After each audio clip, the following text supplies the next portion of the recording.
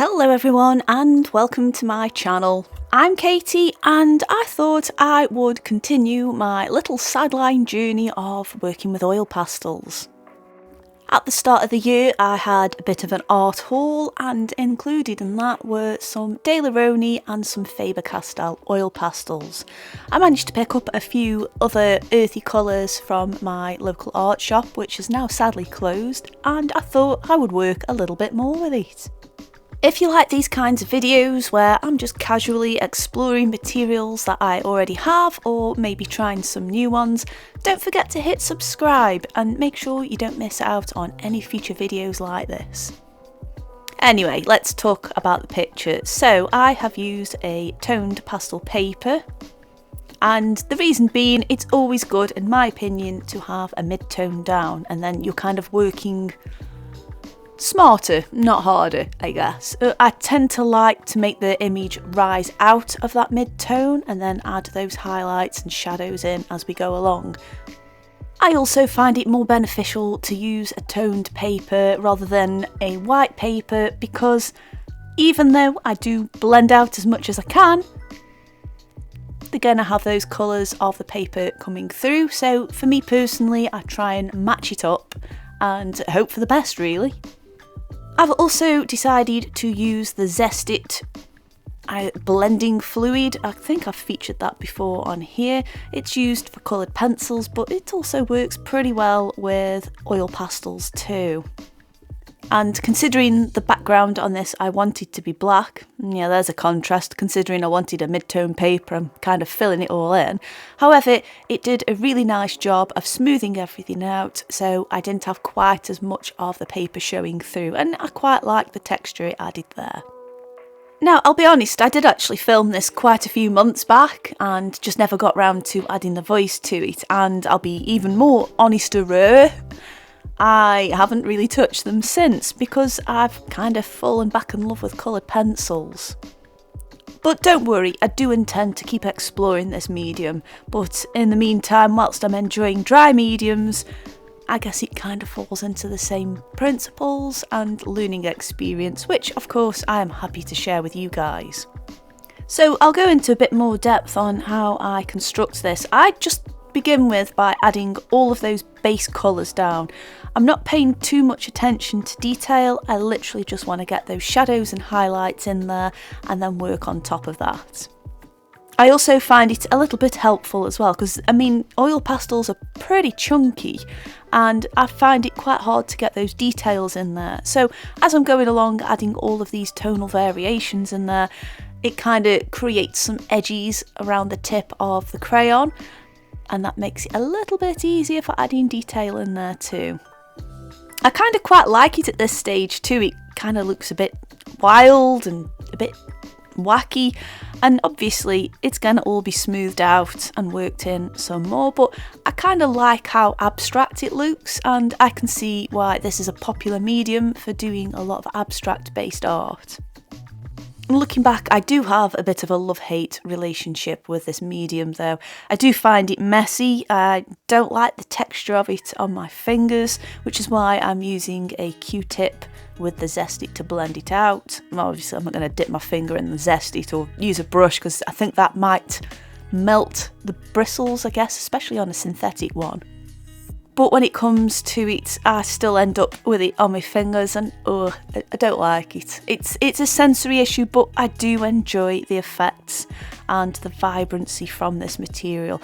Can you guys relate, or is it just me? I mean, it's not as bad as chalk pastels because that really does get into my fingerprints and it feels gross, but it still makes a mess. Now, at some point, I would actually like to do a oil painting where I include oil pastels with it.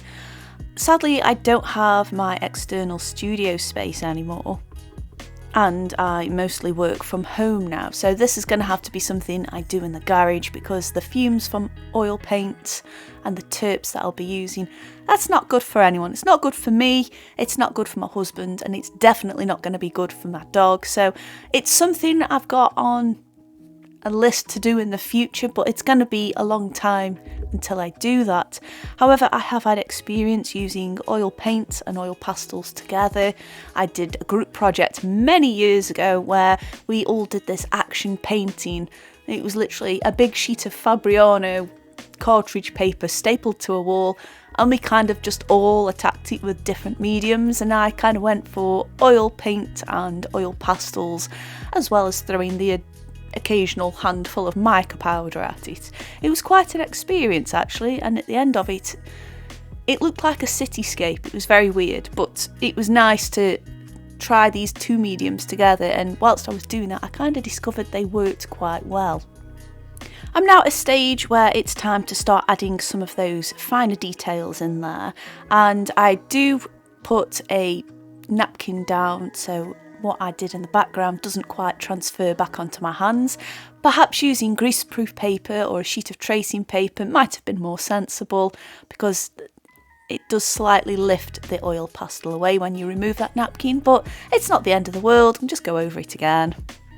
But as you can see, because I did all that background work earlier, it's just made it so I have a finer edge along the tips of those crayons, and it just means I can add some highlights in there to the fur to make the lion's mane look more, well, I guess furry. It's also a nice opportunity as well to add some of those dramatic shadows in there. Again, it just adds to the fluffiness of it. How can something so ferocious be so fluffy? Now, I do find that it does help having a little bottle of Zest-It or whatever your choice of oil is to dissolve these pastels. And how I find that helps is I'll add some of those darker colours down, as you can see, around the nose and the mouth. And I do find that that fine tip on the Q-tip there just pushes that pigment around enough to fill the area in. So even if you haven't quite got that fine line there by chiselling away at your crayon, you can still add some of those details in there, but just by strategically placing a little bit of it on the paper and moving it around with a Q-tip on there, and it works, does the job. Now, the paper I'm working on is the Rembrandt pastel paper, and it's a little bit bigger than your standard A4, but it's not quite A3. And I think for this medium, I mean, I am going to keep using this paper because I'm not going to invest too much into it for now until I've got a better grasp of things. But for me personally, I think I would work better on a larger surface for this, mainly because I want to get that detail in there. Although I think, and you'll see by the end of the video, I think I haven't done a terrible job of it. There's just always a slight blurriness to it, and again, that is part of the charm of that material, and in a sense, yes, it is helping me to loosen up my style a little bit. But fundamentally, I still want to work how I want to work, and at the back of my mind, I kind of want it to be a bit more crisp, I guess more high definition. And I think personally I could achieve that on a larger sheet and maybe refine it a little bit more as the process continues, but that is for another day, way into the future. That being said though, I quite like what I did with this. I think I got the colour values right. I quite like the image overall. This is still a little bit blurry for my personal tastes, but I nonetheless still enjoyed the process, and as always, forever learning as I go along. Anyway, I would love to hear what you guys think of this down below, and what your experiences are with oil pastels if you've decided to take up this medium.